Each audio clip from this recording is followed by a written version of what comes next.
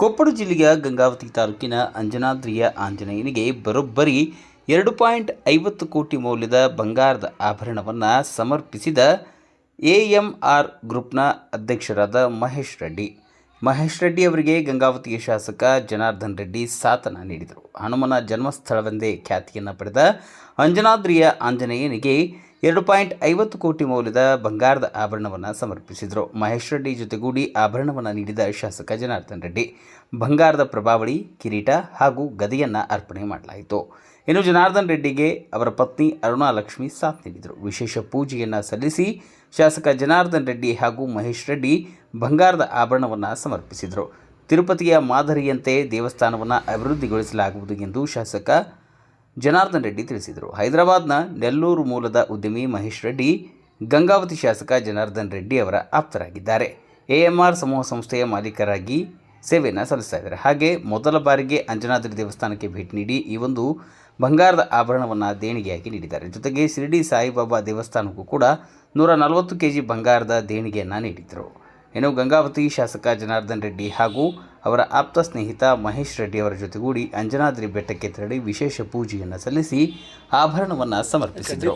ಕೂಡ ನೋಡಿ, ಇವತ್ತು ಭಗವಂತ ಇವಾಗ ಅವರಿಂದ ಮೊದಲಾಗಿದ್ದಾರೆ. ಅವರು ಶಿರ್ದಿಯಲ್ಲಿ ಕೂಡ ಭಾಳ ದೊಡ್ಡ ಸೇವೆ ಮಾಡಿದ್ದಾರೆ. ಇವತ್ತು ಶಿರ್ದಿ ಸಾಯಿಬಾಬಾ ಸನ್ನಿಧಾನದಲ್ಲಿ ಸುಮಾರು ಎಂಟೈರ್ ಗೋಪುರದಿಂದ ಹಿಡಿದು 140 ಕೆಜಿ ಅಲ್ಲಿ ಸಮರ್ಪಣೆ ಮಾಡಿಕೊಂಡು 20 ವರ್ಷದ ಹಿಂದೆಯೇ ನಿರಂತರವಾಗಿ ಭಗವಂತನ ಸೇವೆಯಲ್ಲಿ ಅವರು ಇರುವಂಥವ್ರು. ಅವ್ರನ್ನ ಸ್ಫೂರ್ತಿಯಾಗಿ ತಗೊಂಡು ಬರುವಂಥ ದಿನಗಳಲ್ಲಿ ಯಾವ ರೀತಿ ನಾನು ಮೊದಲಿಂದ ಕೂಡ ಅಯೋಧ್ಯೆ ಮತ್ತು ತಿರುಪತಿ ರೀತಿಯಲ್ಲಿ ಗಂಗಾವತಿ ಭಾಗದಲ್ಲಿ ಈ ಕಿಷ್ಕಿಂಧದಲ್ಲಿ ಅಂಜನಾದ್ರಿಯ ಹನುಮಂತನ ಒಂದು ದೇವಸ್ಥಾನ ದೊಡ್ಡ ಪ್ರಮಾಣದಲ್ಲಿ ಅಭಿವೃದ್ಧಿ ಆಗುತ್ತೆ ಅಂತ ನಾನು ಹೇಳಿದ್ದೆ.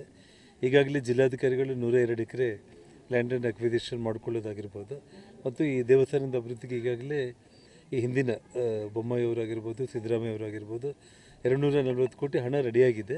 ಮತ್ತು ಬೆಟ್ಟ ಫಾರೆಸ್ಟ್ಗೆ ಸಂಬಂಧ ಇಲ್ಲ ಅನ್ನುವಂಥ ರೆಕಾರ್ಡ್ಸನ್ನು ಈಗಿನ ಜಿಲ್ಲಾಧಿಕಾರಿಗಳು ಸುರೇಶ್ ಇತ್ನಾಳ್ ಅವರು ಮುಂಬೈಯಿಂದ ಹೋಗಿ ಎಲ್ಲ ರೆಕಾರ್ಡ್ಸ್ ತೊಗೊಂಡು ಬಂದಿದ್ದಾರೆ. ನಮ್ಮ ಬಳ್ಳಾರಿ AC ಅವರು ಇದಕ್ಕೆ ಸೆಟಲ್ಮೆಂಟ್ ಆಫೀಸರ್ ಆಗಿದ್ದಾರೆ, ಫಾರೆಸ್ಟ್ ಸೆಟಲ್ಮೆಂಟ್ ಆಫೀಸರು. ಅವ್ರಿಗೆ ಈಗಾಗಲೇ ರೆಕಾರ್ಡ್ಸ್ ಸಬ್ಮಿಟ್ ಮಾಡಿದ್ದಾರೆ.